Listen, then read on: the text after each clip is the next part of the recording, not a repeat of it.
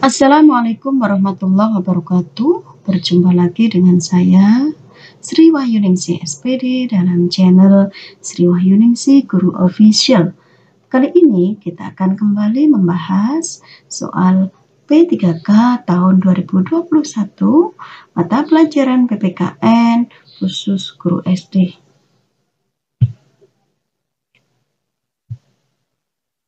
Adapun soal yang pertama adalah seorang guru PPKN SD dalam mengembangkan evaluasi hasil belajar akan melaksanakan tes sumatif, mengembangkan tes kinerja, melakukan observasi aktivitas siswa, memberi tugas kelompok, dan individu. Evaluasi yang dilakukan guru dengan melakukan kegiatan seperti itu dalam pembelajaran dikenal dengan titik-titik. A. Evaluasi akhir semester. B. Evaluasi proses dan hasil. C. Evaluasi dalam proses. D. Authentic assessment. E. Evaluasi hasil belajar. Mari Bapak Ibu kita lihat penjelasan berikut ini. Nah, seorang guru PPKN SD dalam mengembangkan evaluasi hasil belajar melaksanakan subsumatif, mengembangkan tes kinerja, melakukan observasi aktivitas siswa, memberi tugas kelompok dan individu. Evaluasi dalam pembelajaran yang dilaksanakan oleh guru dikenal dengan authentic assessment. Jadi, kunci jawabannya adalah D, yaitu authentic assessment. Nah, soal berikutnya nomor 2. Di sebuah sekolah dasar, dalam satu kelas terdiri dari 26 peserta didik yang kemampuan belajarnya beragam. 7 peserta didik tampak sangat menonjol bagus dalam memahami pelajaran. Sementara ada peserta didik yang kemampuannya sangat kurang dalam memahami pelajaran. Sedang sisanya biasa saja. 7 peserta didik yang menonjol bagus kadang justru mengganggu temannya yang belum memahami pelajaran.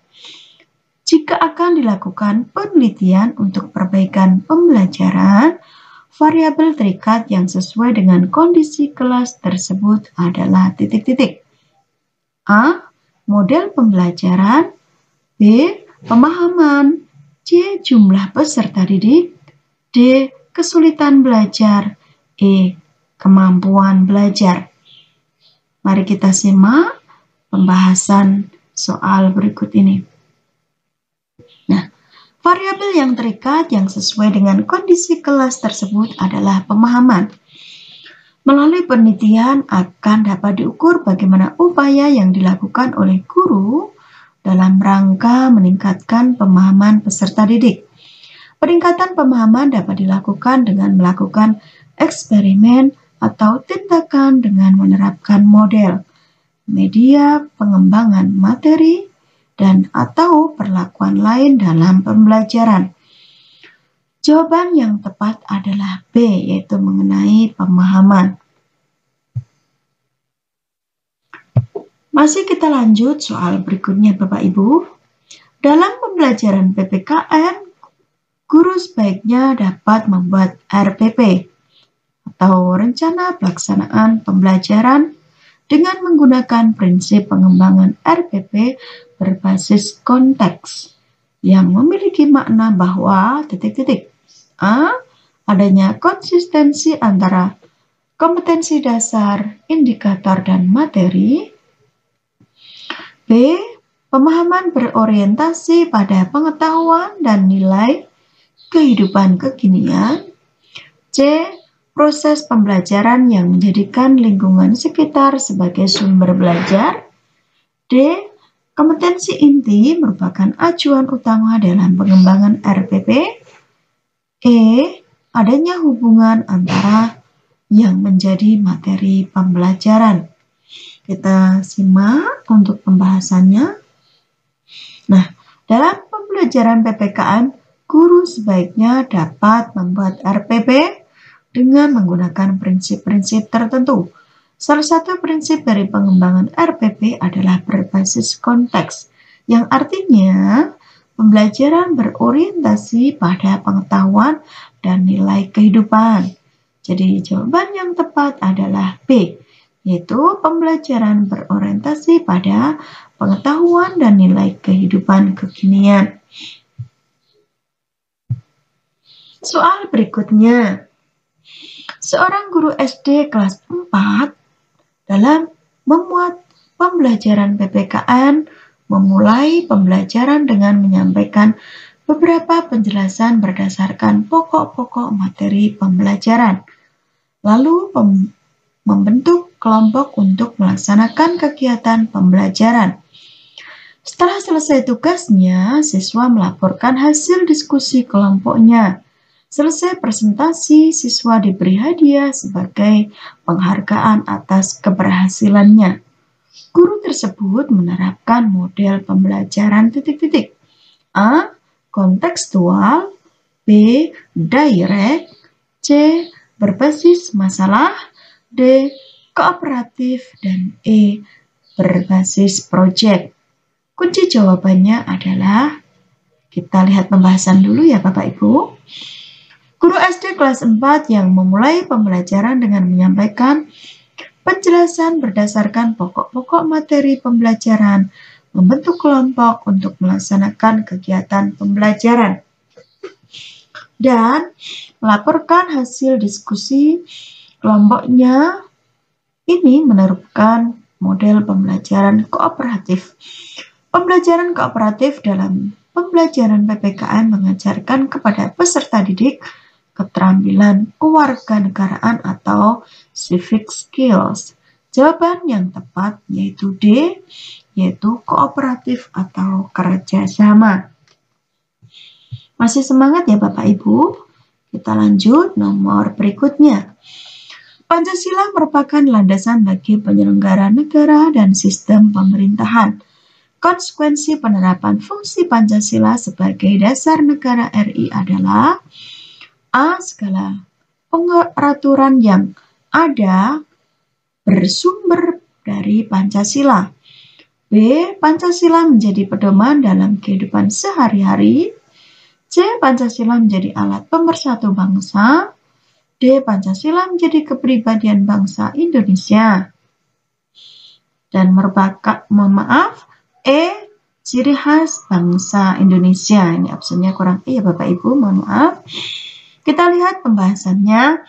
Konsep kunci yang perlu dicermati adalah fungsi Pancasila dalam konteks dasar yang bersifat mendasari serta lingkup wadah atau negara, bukan dikaitkan dengan bangsa atau manusianya, sebagaimana pengecoh jawaban yang menekankan bangsa atau kehidupan sehari-hari manusianya. Kata yang jelas membantu adalah landasan bagi penyelenggara negara dan pelaksanaan pemerintahan. Pancasila merupakan landasan bagi penyelenggara negara dan pelaksanaan sistem pemerintahan. Sebagai dasar negara, Pancasila merupakan sumber dari segala sumber hukum, di mana segala peraturan yang ada harus berdasar dan bersumber pada Pancasila. Jadi jawaban yang tepat adalah A, yaitu segala peraturan yang ada bersumber dari Pancasila.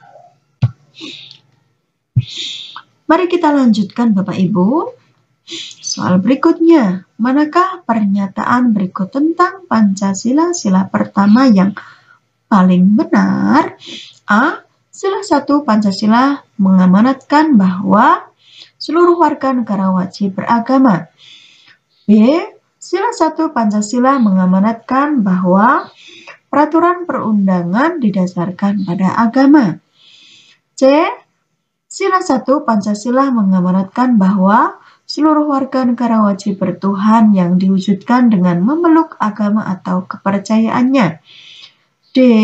Sila 1 memberikan kebebasan kepada setiap warga negara beribadah sesuai dengan agama dan keyakinannya, menciptakan kerukunan umat beragama, aturan dan penyelenggaraan bernegara harus berketuhanan yang Maha Esa. E. Sila 1 Pancasila mencintai sesama sesuai dengan keyakinan agamanya. Kita lihat pembahasannya Bapak Ibu. Jawaban ini paling benar karena paling lengkap dengan merujuk pada satu pengakuan adanya Tuhan yang tertuju pada sisi vertikal dan rukun antar umat beragama yang mengarahkan pada sisi horizontal, serta penegasan yang ketiga, aturan dan penyelenggara bernegara harus berketuhanan yang Maha Esa. Jadi jawaban yang tepat adalah D, yaitu sila 1 memberikan kebebasan kepada setiap warga negara beribadah sesuai dengan agama dan keyakinannya, menciptakan kerukunan umat beragama, aturan dan penyelenggaraan bernegara harus berketuhanan yang Maha Esa. Nah, ini masih ada penjelasan, mohon maaf. Sila ke-1 memberikan kebebasan pada setiap warga negara beribadah sesuai dengan agama dan keyakinannya, menciptakan kerukunan umat beragama. Hal ini berarti bahwa setiap warga negara mengakui adanya Tuhan yang diwujudkan dengan memeluk dan melakukan ibadah sesuai dengan agama dan keyakinannya. Lalu yang kedua itu bertoleransi, tidak mempertentangkan keyakinan intra dan antar pemeluk agama, tidak ada paksaan dalam berkeyakinan. Lalu yang ketiga itu aturan dan penyelenggaraan bernegara harus berketuhanan yang Maha Esa. Jadi sudah cukup jelas ya Bapak Ibu. Soal berikutnya, mohon maaf ini agak flu. Sebelum saya lanjutkan, Bapak Ibu dan para pemirsa bisa memberikan like, subscribe, dan komen untuk video ini, sehingga nanti Bapak Ibu akan mendapatkan notifikasi atau pemberitahuan untuk video-video soal P3K dan materi pembelajaran. Soal berikutnya, negara hukum material dan negara hukum formil merujuk pada tradisi yang berbeda dari paham Rechtsstaat dan the rule of law. Manakah pernyataan di bawah ini yang benar dalam membedakan antara negara hukum material dan negara hukum formil? A. Paham Rechtsstaat menekankan substansi material. B. Paham Rechtsstaat menekankan bentuk aturan hukum. C. Paham Rechtsstaat menekankan proses persidangan. D. Paham Rechtsstaat menekankan hukum acara persidangan. E. Paham Rechtsstaat menekankan tata cara persidangan hakim memberi putusan. Nah, kita lihat pembahasannya. Hal yang perlu dicermati adalah 1. Paham Rechtsstaat lebih menekankan materi hukum yang dijalankan oleh penyelenggara negara, sedang the rule of law lebih menekankan bentuk aturan yang pasti. Lalu 2. Paham Rechtsstaat mengikuti pola tradisi Eropa kontinental, sedangkan the rule of law mengikuti pola di Inggris. Prinsip negara hukum Indonesia tidak merujuk secara khusus dan langsung pada dua aliran yang berbeda tentang negara hukum. Hukum Rechtsstaat dikembangkan di Eropa, yaitu kontinental yang lebih menekankan substansi, material, dan semangat penyelenggara negara yang adil, yaitu negara hukum material. Jadi jawaban yang tepat adalah A, yaitu paham Rechtsstaat menekankan substansi material. Soal berikutnya, penegakan HAM atau hak asasi manusia di Indonesia terkendala antara lain oleh lemahnya pengawasan masyarakat dan perlunya penguatan lembaga swadaya masyarakat atau LMS di bidang hukum. Usulan upaya penegakan dan pemajuan HAM di Indonesia yang tergolong pada lembaga swadaya masyarakat adalah A. Undang-Undang Pengadilan HAM, B. Komnas HAM, Lembaga Pengadilan HAM dan KPAI, C.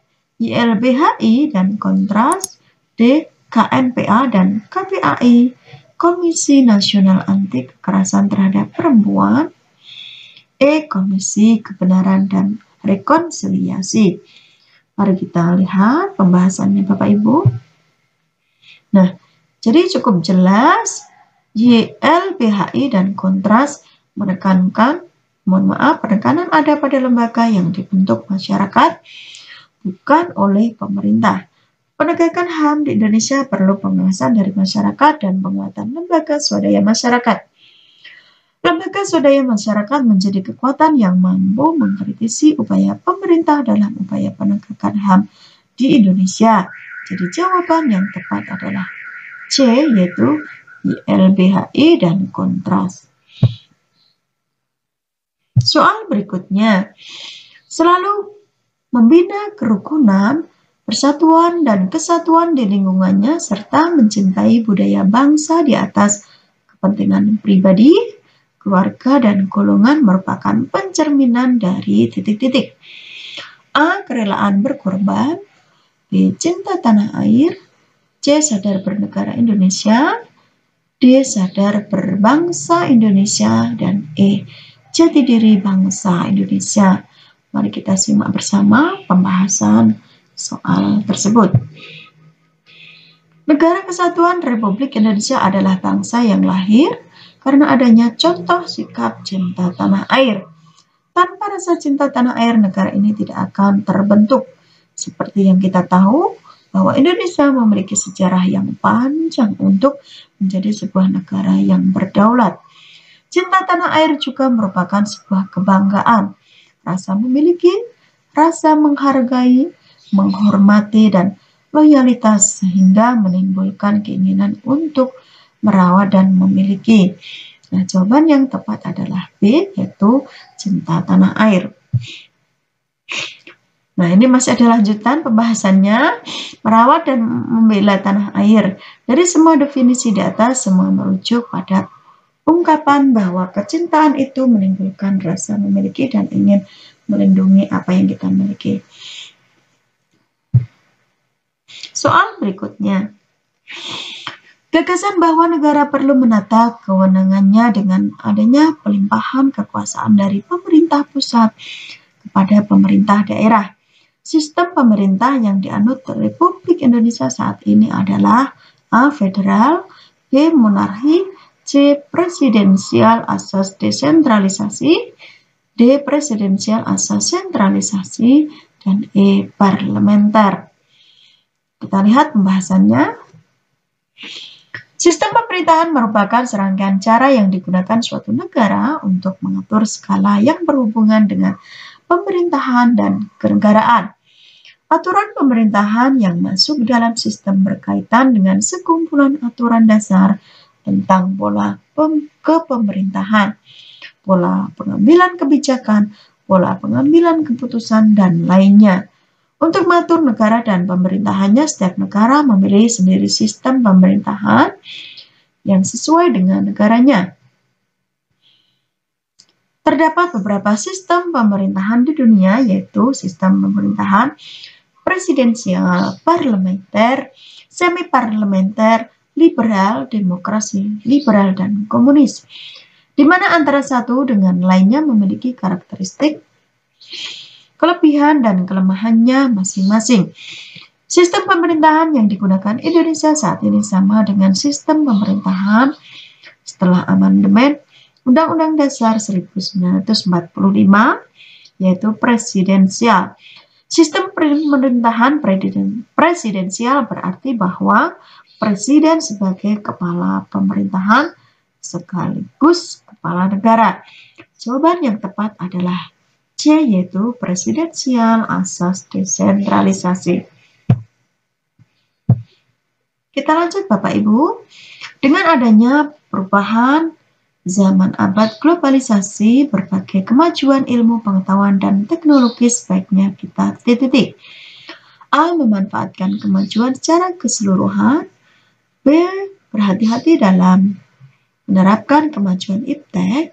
C. Harus memanfaatkan potensi bangsa kita sendiri. D. Tidak semua yang modern itu baik untuk bangsa. E. Menyaring kemajuan itu dengan nilai-nilai Pancasila. Kita lihat pembahasannya. Jadi globalisasi merupakan fenomena mendunianya suatu peradaban yang saat ini adalah mendunianya peradaban atau kebudayaan barat. Sehingga globalisasi sebenarnya berdampak positif dan negatif bagi negara-negara di dunia. Misalnya, dampak negatif globalisasi adalah kebebasan yang tak terbatas atau kebablasan.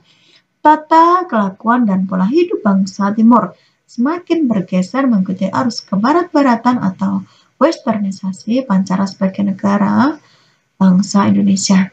Jadi jawabannya tepat adalah E, yaitu menyaring kemajuan itu dengan nilai-nilai Pancasila, atau kita filterisasi ya Bapak Ibu. Jadi tidak semua teknologi atau budaya Barat kita tiru, kita ikuti, tapi ada beberapa hal yang harus diperhatikan, yaitu kita boleh mengikuti arus kebarat-baratan, akan tetapi harus sesuai dengan nilai-nilai Pancasila. Nah, demikian yang dapat saya sampaikan, beberapa materi soal tryout P3K mata pelajaran PPKN khusus untuk guru SD. Jangan lupa Bapak Ibu untuk memberikan like, subscribe, share, dan komen video ini, dan semoga materi ini atau soal-soal ini dapat memberikan kemanfaatan kepada Bapak Ibu sekalian. Semoga Bapak Ibu dapat lolos tes P3K pada tahun ini. Semangat berjuang untuk belajar dan belajar. Demikian, terima kasih. Mohon maaf atas segala kesalahan dan kekurangan. Wassalamualaikum warahmatullahi wabarakatuh.